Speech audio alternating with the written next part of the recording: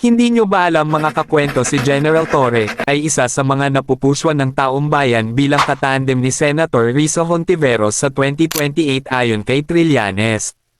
Ibinahagi ni dating Senador Antonio Trillanes III na may ilang mga personalidad na silang nakikita na umano'y gusto ng taong bayan para maging katandem ni Senador Risa Hontiveros para sa 2028 presidential elections.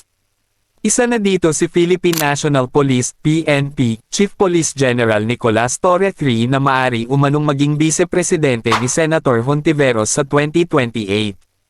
Actually maraming options na available, even si Senator Bam Aquino, pwede siya diba? Maraming nagsasabi si General Torre, pwede siya, wika ni Trillanes. Kung kayo ang tatanungin mga kakwento, okay ba sa inyo ang tambalan Risa and Torre sa 2028 election? Halika mga kakwento, pag-usapan natin yan sa comment section, at wag mo na rin kalimutang e-follow ako para updated ka sa politics news natin.